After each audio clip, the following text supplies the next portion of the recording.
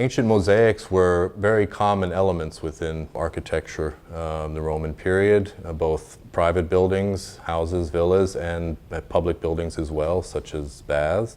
It's important to realize that these were originally pavements, and they were meant to be walked on, to be viewed from above, from standing on top of them, rather than at eye level in front of you.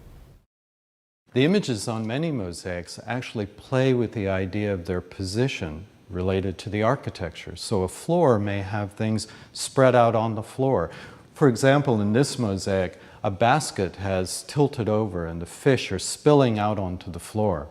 Of course, the problem is, once the mosaic is lifted and hung on the wall of a museum, the fish either fly up into the air or swim across the wall. So the image itself has changed. The intent of the image has changed.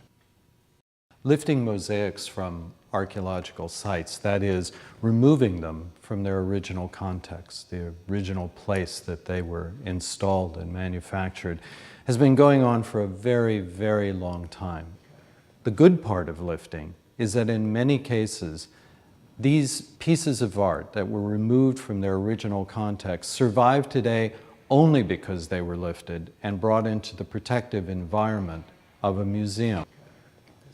However, they lost their context. They lost the place they belonged to.